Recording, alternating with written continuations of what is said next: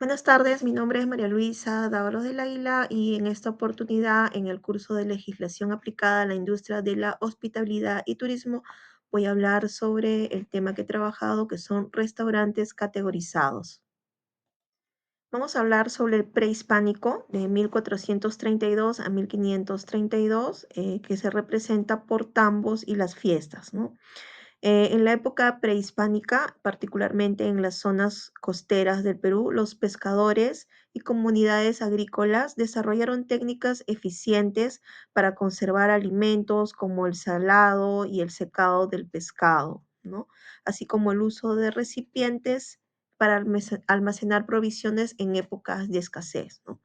Lo almacenaban en estos espacios llamados tambos, ¿no? Donde también se hacían de espacios para que también las personas puedan comer, ¿no? Y también se hacían este compartir en las fiestas, ¿no? No eran propiamente unos restaurantes, pero eran los momentos donde se podía compartir y que se podía acercar, ¿no? A lo que se podría llamar un restaurante, ¿no?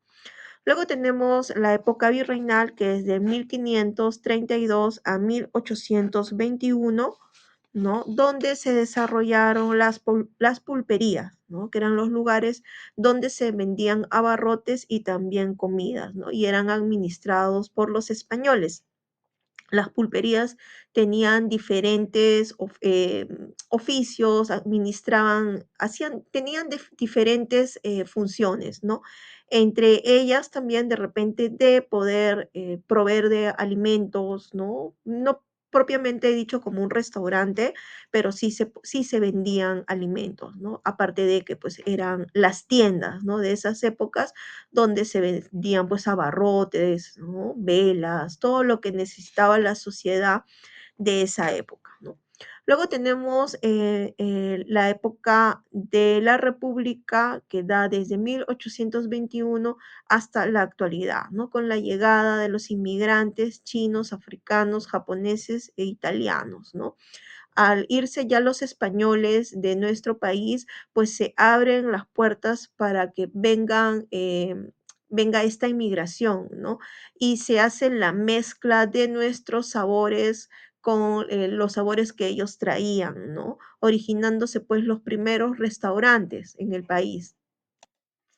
Luego tenemos que a la par que en nuestro país, en nuestro Perú, se iba gestando pues esta fusión de gastronomía única, propia, pues en el mundo también, ¿no? Tenemos 480 años antes de Cristo, en la antigua Roma, estos espacios que les decían Termopolia en Grecia, donde se vendían sopa, pan, a los viajeros, ¿no? Son los inicios, pues, de los restaurantes, ¿no? Ahí podemos ver en la figura cómo eran las cocinas, ¿no? De esos espacios.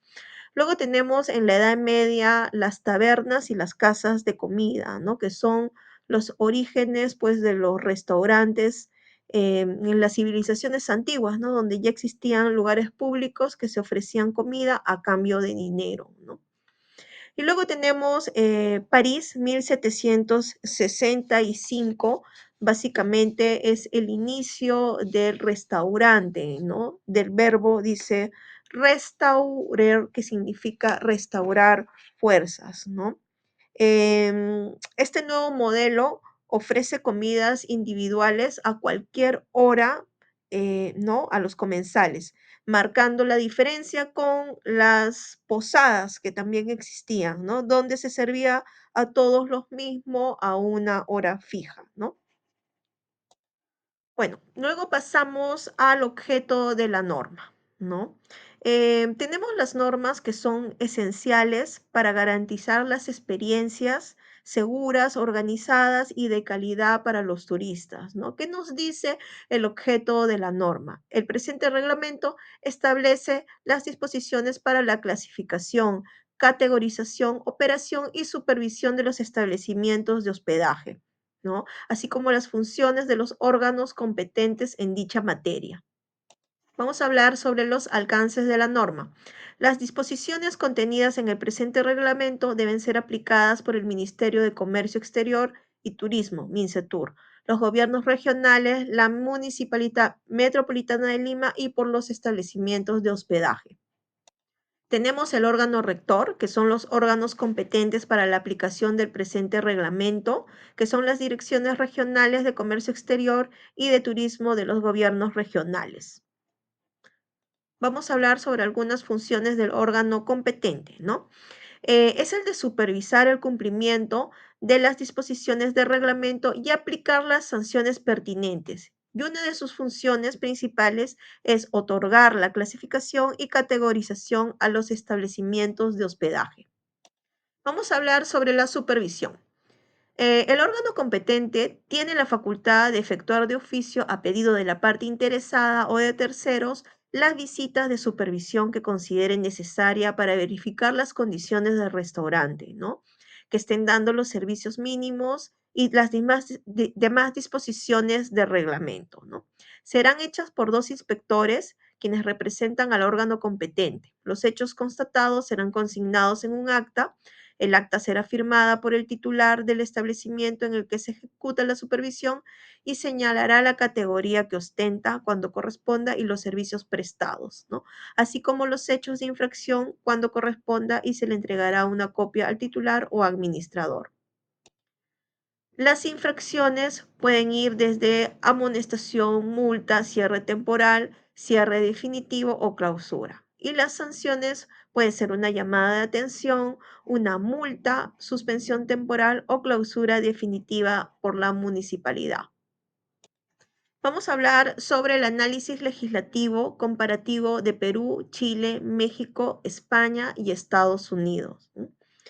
Dice, bueno, aunque cada país tiene su propio marco legal, tiene sus propias normas, ¿no? Em, Estos organismos que ven la norma en cada de estos países, ¿no? Comparten un mismo propósito general. ¿Cuál es? El promover el desarrollo sostenible de la actividad turística, ¿no? Garantizar la calidad de los servicios, que el turista pues tenga un viaje seguro, una experiencia segura y que se cumplan todas las normas por las cuales este turista pues está pagando un ticket, ¿no?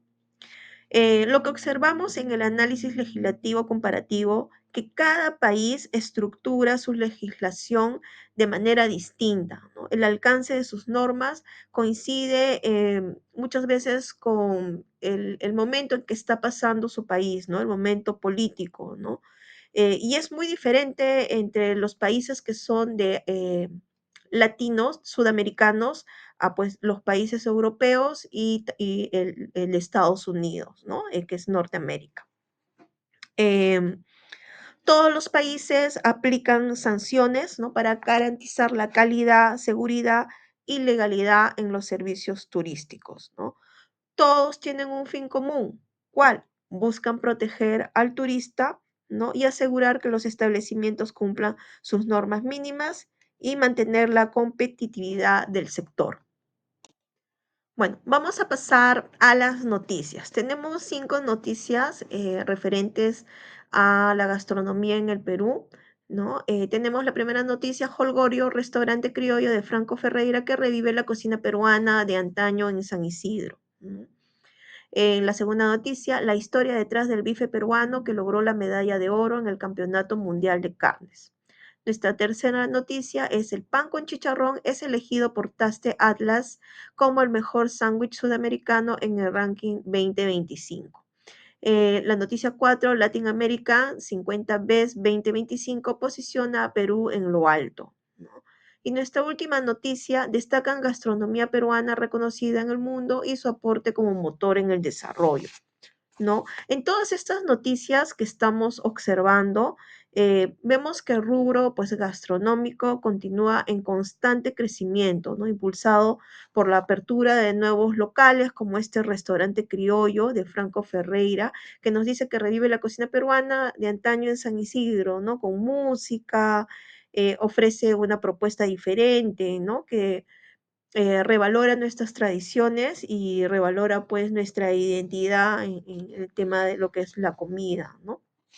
Luego tenemos también una noticia sobre nuestra carne peruana que no tienen nada que envidiar a pues las carnes extranjeras, ¿no? Y bueno, tenemos la noticia que en todos estos, hace poco, en estos meses, ha estado sonando que nuestro desayuno típico, que es el chicharrón, ha sido elegido por Taste Atlas como el mejor sándwich, dice, sudamericano, ¿no? Entonces vamos demostrando para el mundo que la cocina peruana pues conquista paladares, ¿no? Estamos siendo bandera, estamos siendo conocidos como un destino turístico gastronómico.